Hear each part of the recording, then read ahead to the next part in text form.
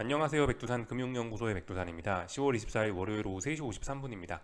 금요일날 미국 증시가 긴축 우려를 완화시키면서 다양한 호재를 가지고 이 중요한 저항을 돌파한 착을 하면서 강력한 상승을 보여줬습니다. 분위기 상당히 좋았는데, 네, 이제 그 좋은 분위기가 오늘까지 연속적으로 이어지지는 못한 것 같습니다. 오늘 아시아장 같은 경우는 탄력적으로 반등은 실패하고, 일단 장 초반에는 좀 탄력적으로 올랐을지 모르겠는데 그 상승폭을 유지하지 못하고 음봉으로 대부분 마감하는 모습이 나왔습니다. 중국 같은 경우는 좀 예외적이니까 나중에 좀 다시 확인을 하도록 하고요. 하여튼 탄력적으로 오르진 못해서 그렇지 일단 올라가고 있다라고 봐주시면 괜찮을 것 같습니다. 전반적으로 다 올라가고 있다 봐주시면 될 것 같고, 잠시 후 개장 예정인 유럽 같은 경우는 일단 좀 약세 출발할 것 같긴 한데요. 보이시다시피 근데 그 하락폭이 크지도 않고, 일단 전반적으로 올라가는 그림이고 하니까 아직 중요한 지지선을 깨고 이런 건 아니니까 일단 올라간다라고 일단 봐주자고요. 확실히 금요일 날에 미국장에 등장했던 그 장대 양봉 그 상승 마감이 좀 의미가 있는 거로 봐주긴 봐야 될 겁니다. 그 장대 양봉이 나온 자리도 그렇고 어떤 호재가 등장한 것도 그렇고 이런 거 저런 것도 좀 생각해 보면 우습게 볼 건 아니거든요. 일단 전반적으로 더 올라갈 수 있다 이렇게 보시면 될 것 같아요. 오늘 이제 전반적으로 아시아 같은 경우는 이제 미국장이 올랐다 이러니까 갭상승 출발을 했는데, 하필 이제 갭상승을 했던 자리가 어떤 중요한 무거운 저항이었죠.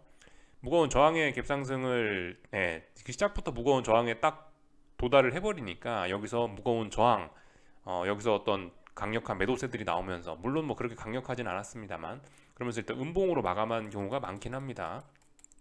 근데 그렇다라고 해도 음봉 하나 나왔으니까 이제 반등 끝이다 다시 계속 꺾인다, 이거는 아직까지는 아닌 것 같고요. 아직까지는 일단 더 올라가는 그림으로, 전반적으로 더 올라가는 그림으로 봐주자고요. 그러니까 금요일날 미국장에 나왔던 그 장대 항공과 상승에 대한 의미도, 그런 거에 대한 신뢰성, 그런 거에 대한 영향도 오늘까지 계속 있을 수 있고, 그래서 전반적으로는 올라간다라고 봐주는 게 좋을 것 같고요. 조금 더 지켜보다가 오늘 여기를 못 넘었는데 내일도 못 넘고 내일 모레도 못 넘고 여기가 영 못 넘어가네, 그러면 이제 그제서야 아래쪽으로 좀 간다라고, 그제서야 확신을 가져도 될 것 같습니다.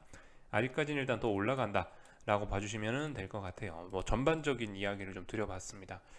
하여튼 오늘도 여러 가지 이슈들이 없지는 않았습니다. 오늘도요. 장중에 일본에서 또 한 번 그 환율 시장에 개입을 한 것 같긴 하고요. 물론 이게 큰 효과는 없었습니다.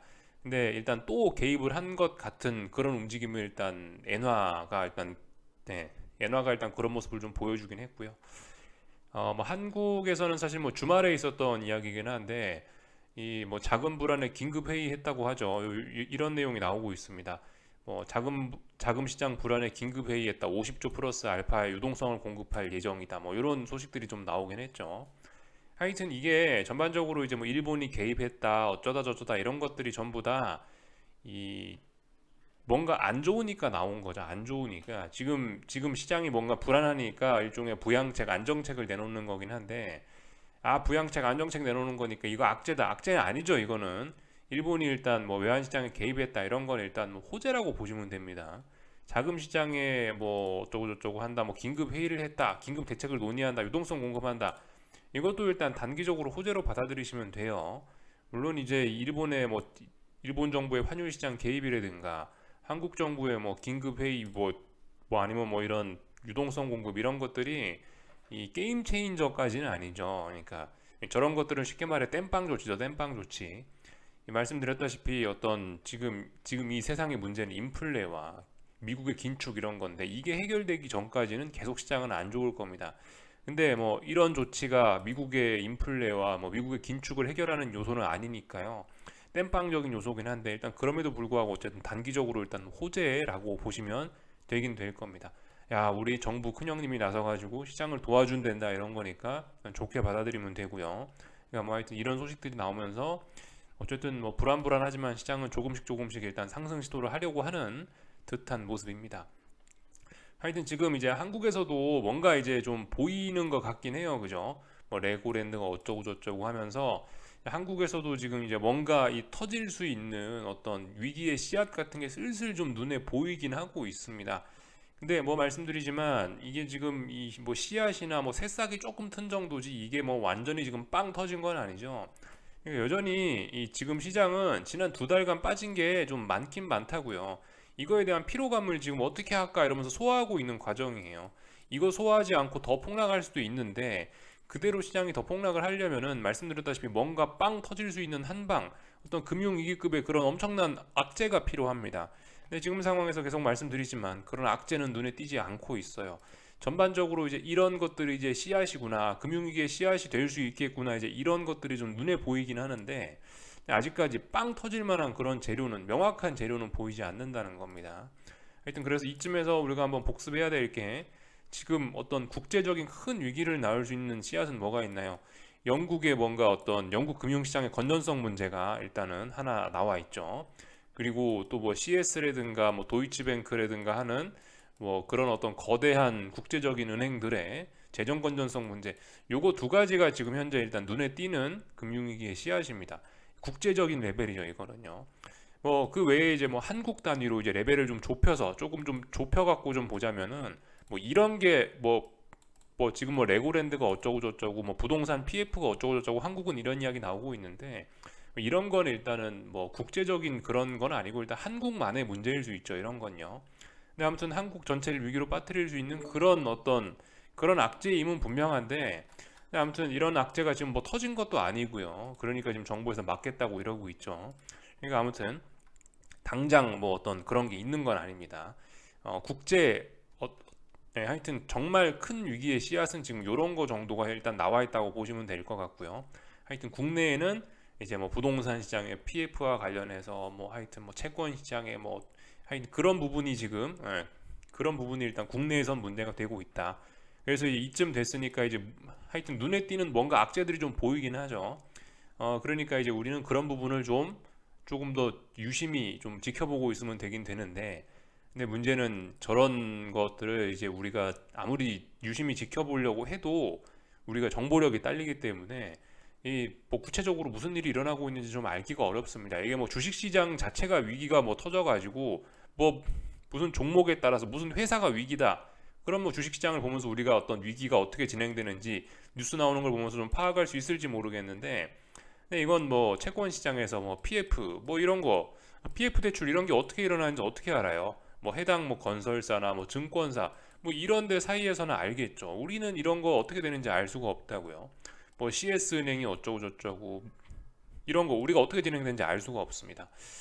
그러니까 뭐 우리는 어떻게 해야 되겠어요? 안타깝지만 우리 뭐 그냥 한 명의 개인에 불과하니까 시장의 어떤 지지와 저항 자리 열심히 보시면서, 시장이 우리는 모르지만 시장은 모든 걸 알고 있죠. 그래서 그 모든 걸 알고 있는 시장이 이 지지와 저항을 어떻게 하냐, 돌파한 척 하냐, 붕괴시키냐, 이런 걸 보면서 이제 시장의 의중을 파악하는 수밖에 없습니다.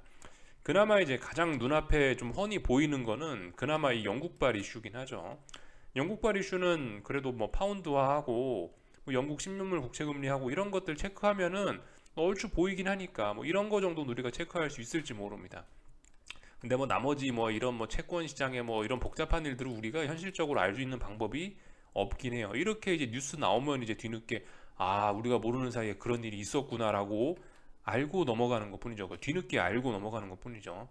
그래서 하여튼 뭐 이 정도 내용들 말씀드렸고요. 하여튼 뭐 금리가 올라가고 이러니까 연준의 긴축으로 인해서 채권 시장의 유동성이 메말라가는 문제가 뭐 한국뿐만이 아니고 미국도 그렇고요. 전 세계적으로 일단 그런 문제가 좀 나타나고 있긴 합니다. 하여튼 채권 시장 문제가 좀 심각하긴 하다. 그래서 지금 시장이 평상시는 아니죠.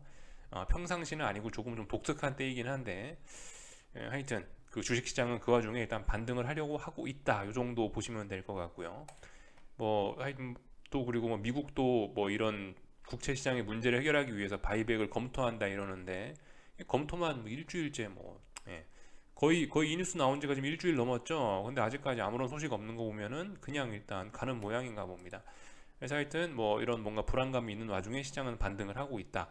참고로 이제 당장 금요일 날 나온, 눈앞에 나온 좀 의미 있는 반등의 재료라고 생각을 한다면은 12월 금리 인상 속도 조절론 정도가 될 수 있겠죠. 그래서 이게 이제 이번 11월 달에 9일 남은 11월 FOMC 회의에서 75bp 인상 확률, 요거 지금 보여드리고 있는 거고요. 사실상 100% 확률로 75bp 인상한다라고 보시면 되겠고요. 그래서 이제 시장은 이제 이 당장 11월 FOMC 회의는 일단 믿음을 어떤 뭐 기대를 버렸고, 12월 FOMC를 이제 보면서 시장이 이제 반등을 시도하려 하고 있는데 이건 겁니다. 이거 12월 달에 그래도 금리 인상 속도가 좀 조절될 수 있지 않을까? 50bp만 인상하겠다는 확률이 지금 49.7%로 좀 높아요. 그러니까 지금 요거 때문에 이거 때문에 지금 시장이 좀 반등을 시도하고 있는 것이 아니냐 보시면 되겠습니다. 75bp 인상 확률도 여전히 굉장히 높긴 한데요. 50bp 인상 확률이 조금 더 높으니까 12월 달입니다. 12월 FOMC에서 50bp 인상 확률이 그래도 75bp 인상 확률을 지금 뛰어넘고 있는 상황이니까 지금 이거 가지고 지금 시장에 반등을 하고 있는 것 같습니다. 뭐 반등할 만한 그럴듯한 재료인 것 같아요. 근데 여러분들 이거 어디서 많이 보신 듯한 재료인 것 같지 않습니까? 지난번에도 이런 일이 있었죠. 지난번에도 뭐 금리 인상 속도 조절론이다 어쩌다 저쩌다 하면서 막 시장에 겁나게 올랐는데 잭슨홀 미팅에서 파월 의장님이 나와갖고 니네 꿈 깨라 한마디 했으니까 그 뒤로 이제 시장이 좀 박살이 났었던 것 같죠. 그죠? 그때와 좀 비슷하게 흘러가는 것 같긴 합니다. 하여튼 지금 상황에서 금리 인상 조절론 이러면서 시장이 오르면은 그 오르는 거 파월 의장님이 좋게 봐주시진 않고 있습니다. 뭐 지난번에도 파월 의장님이 뭐 직접 그런 건 아니지만은 연준 사람들은 지금 이렇게 그 금리 인상 속도 조절론 이러면서 주식시장이 랠리를 하는 걸 별로 바라지는 않고 있는 거를 우리가 확인을 했죠. 그 지난번에 어떤 위원이 막 증시가 급락하는 걸 보고 I'm happy to see라는 이야기를 했습니다. 난 증시 급락하는 거 보니까 행복하다 이런 이야기를 했단 말이에요. 그게 연준의 생각이라는 거 좀 기억하셔야 될 것 같고, 하여튼 또 뻔합니다. 또 지금 속도 조절론 이야기가 나왔고 이걸 가지고 좀 일단 반등을 하지 않을까라고 하는 게 일단 뭐 저의 생각이기도 하고, 또 그리고 시장이 일단 미국 증시가 중요한 저항을 돌파한 척 했으니까 일단 그게 뭐 시장의 일단 의중이기도 하고요. 일단 시장은 더 위로 올라가려고 한다. 이 정도 보시면 되겠습니다. 다만 그저 이 지난 잭슨홀 미팅 뭐 그런 교훈들을 생각을 해보면은 언젠가 이제 뭐 증시가 좀 많이 올라왔을 때 또다시 반등시 매도 전략으로 우린 또 언젠가 또 시장이 좀 반등을 했을 때 이제 또 그때 기회를 노려서 그때 상승으로 따라가는 게 아니고 하락 쪽으로 봐야 되는 게 맞지 않을까 이렇게 생각하고 있으면 되겠죠. 그래서 일단 뭐 전반적인 이야기들 쭉 좀 설명을 좀 드려봤습니다. 이번 주 같은 경우에는 일단은 예, 그래서 지금 일단 그 시장 그 분석하기 전에 이번 주에 어떤 이슈들이 있나 좀 살펴볼 건데, 참고로 이제 오늘 이제 그 시진핑 주석 어떤 뭐 그런 연임 관련된 이벤트 다 끝났죠. 정치적 이벤트 다 끝났죠. 싹 끝나고 나서 그동안 발표가 되지 않았던 중국발 경제 지표들이 싹 다 나왔고요. 뭐 약간 뭐 실업률이 높아졌다, 뭐 성장이 뭐 기대치보다 좋다, 뭐 하여튼 복합적인 숫자들이 좀 나오긴 했습니다. 뭐 이런 것들이 뭐 영향을 미쳤는지 어쨌는지 일단 뭐 중국 증시 하락 마감했고요. 하여튼 이번 주 같은 경우는 역시나 뭐 중요한 이벤트들이 좀 굉장히 많이 있긴 합니다. 이게 그 10월 말이라 그런지 원래 그 월말 월초에 좀 중요한 이벤트들 많이 나오잖아요. 이번 주에 좀 굵직굵직한 이벤트들이 많이 나오긴 합니다. 잠시 후에 뭐 유로존 PMI들 이런 것들 쫙 발표가 되고요. 뭐 그죠? 미국 PMI도 오늘 밤 발표가 될 예정이고, 뭐 화요일 날 하여튼 뭐 엄청나게 뭐가 많습니다. 뭐 FOMC 뭐 위원들 뭐 이런 사람들 연설들도 있고요. 근데 아무튼 이 중요한 거는 저기 좀 주 후반에 있는 것 같아요. 일단 이런 거는 좀 다 넘기고요. 물론 넘긴다라고 해서 뭐 이런 것들이 시장에 영향을 안 미친다는 아닙니다. 시장에 영향 미칠 수도 있는데, 근데 이제 주 후반에 있는 이벤트가 정말 중요한 것 같으니까 일단 그것만 시간 관계상 보자고요. 그래서 하여튼 뭐 이번 주 목요일 날에 일단 그죠? 유로존 통화정책회의 이건 상당히 좀 중요하겠죠? 유로존 통화정책회의가 목요일 날 밤에 있다. 요거 보시면 되겠고요. 그리고 이 그날 통화정책회의 끝나고 나서 미국 3분기 GDP가 발표가 됩니다. 요거 보시면 되겠고요. 또 그리고 이제 금요일 날 물가지표 미국 거가 가장 중요합니다. 물론 뭐 유로존에서도 다양한 물가지표들이 발표가 되는데 다 그냥 필요 없고요. 제가 봤을 땐 이게 제일 중요한 것 같습니다. 금요일 날 밤에 이제 목요일 날 장 마감하고 금요일 날 밤에 PC 프라이스 인덱스 그죠? 요거가 발표가 되게 됩니다. 요거 굉장히 중요하죠. 특히 그 코어 붙으면 더욱더 중요합니다. 코어 PC 프라이스 인덱스 요거 잘 보셔야 되겠죠. 요게 연준이 어떤 통화 정책을 결정하는데 참고하는 그 진짜 물가 지표니까요. 그냥 CPI가 아니고 코어 PC 요거 잘 보시면 될 것 같습니다. 이게 금요일 날 발표된다. 요 정도 살펴보시면 될 것 같습니다.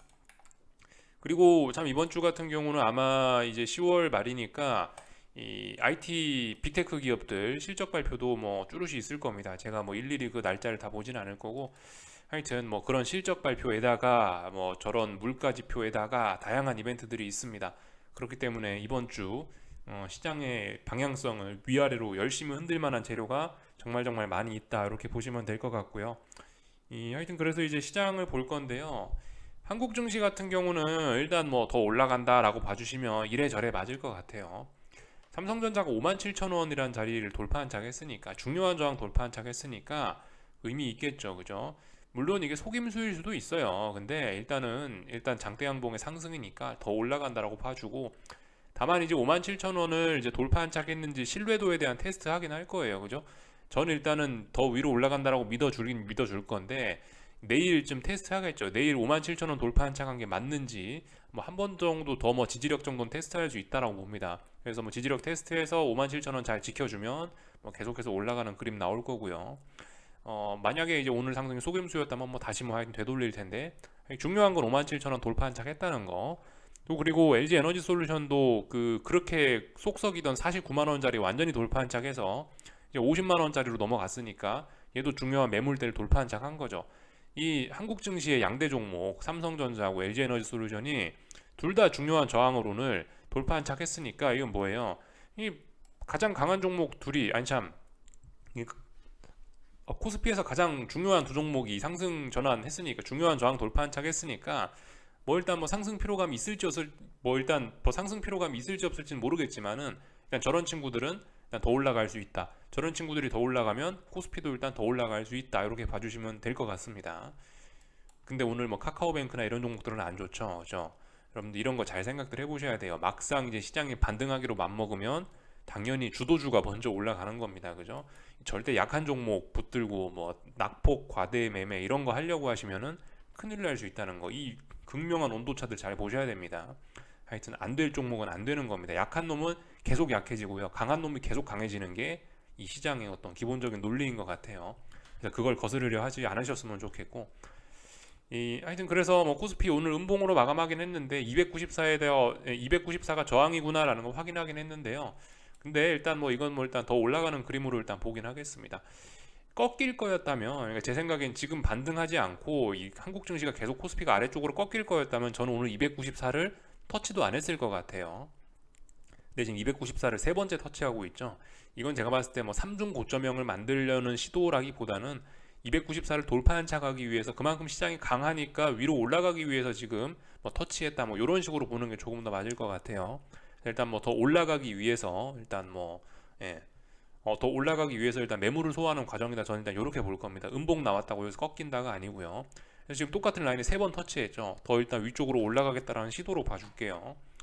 참고로 원달러 환율도 똑같이 그런 관점으로 볼 겁니다. 1940 아니 저기 1400 1900원이면 큰일 나죠 참. 1440원 자리가 지금까지 보시면 중요한 저항이잖아요. 한 번, 두 번, 세 번째 터치하고 있죠. 이거 똑같이 볼 거예요. 지금 코스피가 294를 터치하는 거하고 똑같은 논리죠. 얘도 더 올라가려고 지금 매물 소화하고 있다고 봐주겠습니다. 하여튼 환율이 계속 올라가고 있다면은 시장 분위기는 안 좋을 수 있는데, 아무튼 증시는 증시고 환율은 환율입니다. 조금 뭐 단기적으로 방향성을 서로 엇갈리고 그럴 수도 있는 거예요. 상관은 없어요. 환율이 그러니까 지금 환율 보고 1440원을 곧 넘어갈 것 같더니 증시는 내일 하락할 거야, 이렇게 보지 마시라는 겁니다. 증시는 일단 분명 좀 강해요, 그죠? 코스피고 코스닥이고 둘 다 더 오르려고 하는 거고요. 원달러 환율도 같이 오르려고 하는 거예요. 지금 굉장히 좀 독특한 상황입니다. 아무튼 있는 그대로 봐주시면 됩니다. 환율이 오르니까 주식시장이 오르는 건 말이 안 돼. 주식시장은 숏배팅을 할 거고 이러면 안 되신다는 거죠.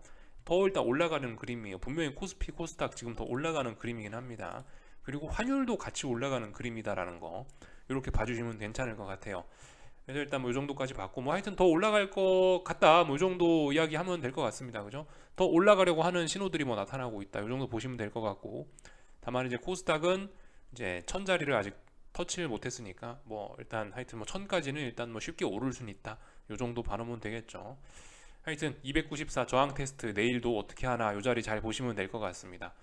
뭐 요 정도 이야기하면은 한국 증시 이야기 뭐 다 된 것 같고요. 오늘 뭐 중국 같은 경우는 뭐 홍콩 같은 경우는 막 급락도 하고 그러더라고요.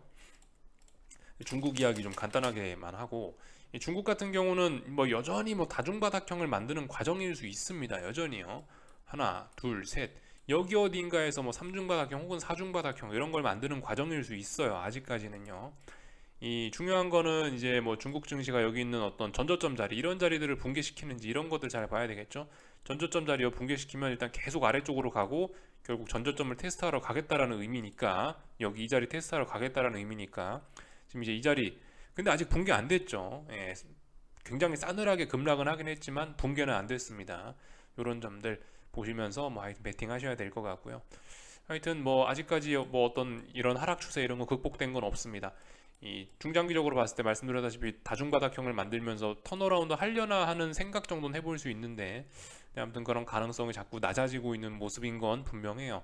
다중바닥형 만들고 싶으면 자꾸자꾸 이 근처로 내려와서는 안 되죠. 빨리빨리 치고 올라가야죠. 자꾸자꾸 아래쪽에 또다시 테스트한다, 안 좋은 거죠, 그죠? 네.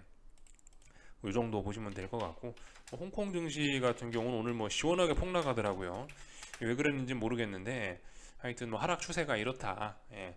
지난번에 투매 비스무리한 시세가 나오고 나서 6개월간 힘을 모으고 나서 중요한 지지선 붕괴시키니까 계속 쏟아지고 있다. 이때보다 더 강한 하락 나와야 이 하락이 또 끝날 가능성이 있을 것 같긴 한데요. 하여튼 뭐 잘 빠지고 있으니까 뭐 여기다 대고 뭐 특별히 할 말은 없습니다. 하여튼 이것도 지금 홍콩 증시도 보시면 코스피하고 비슷하게 계단식으로 빠지고 있거든요. 이거 하여튼 코스피의 미래일 수 있다, 이런 것들 좀 잘 보시면 좋을 것 같습니다. 하여튼 뭐 하락 추세, 이 하여튼 추세의 무서움을 잘 보여주는 것 같아요. 그래서 뭐 그냥 뭐 어떤 의미가 있어 본 건 아니고요. 다만 오늘 홍콩이 그만큼 기록적으로 폭락을 했다. 그럼에도 불구하고 지금 이런 자리에서 낙폭과대로 인한 매수 잡으면 된다? 안 된다, 그죠? 매수세 안 보이니까요. 그냥 뭐 그림 다 같이 뭐 한번 다 같이 그냥 뭐 차트 한번 보고, 예. 그냥 다 같이 그냥 차트만 그냥 한번, 네, 보고 넘어가는 걸로 하고 특별한 거 없고요. 하여튼 뭐 일본 증시 같은 경우는 오늘 갭상승 출발해서 이 저항을 누적시켰죠, 그죠? 그래서 뭐 하락 마감한 건 아닌데 하여튼 위쪽에 일단 저항 소화하고 있다, 더 올라가기 위해 저항 소화하고 있다, 이렇게 보면 될 것 같습니다. 뭐 특별히 할 말은 없고, 유럽 증시 같은 경우 그죠? 이 중요한 자리를 금요일 날 지지했단 말이에요. 금요일 날 중요한 자리 여기였죠. 중요한 자리 지지했고, 그러니까 위쪽으로 튀어 올라가고 있다, 더 올라가는 그림이다, 이 정도로 보시면 될 것 같습니다. 이 미국 증시 오늘도 일단 뭐 더 올라가는 그림이겠죠. 오늘 뭐 해야 되는 날일까요? 오늘 일단 S&P 3,800까지 일단 상승할 수 있다라는 생각을 갖고 일단 볼 겁니다. 3,800은 직전 고점으로서 어떤 뭐 중요한 저항 자리겠죠. 3,800 돌파 안착하면 좀 이제 탄력적으로 상승할 수 있는, 탄력적으로 반등을 할 수 있는 그런 계기가 마련될 겁니다. 이 정도 보시면 될 것 같고, 나스닥 같은 경우는 어디예요? 직전 고점 자리 여기 11,650 정도까지 상승할 수도 있다. 이 정도 생각하시고 돌파 한작하면 이제 탄력적으로 반등할 수 있다, 이렇게 생각하시면 될 것 같습니다. 뭐 나머지 특별한 거 볼 거는 없는 것 같아요. 여기까지 하겠습니다. 궁금한 거 리플 남겨주시고 내일 아침에 뵙도록 하겠습니다. 여기서 마치겠습니다.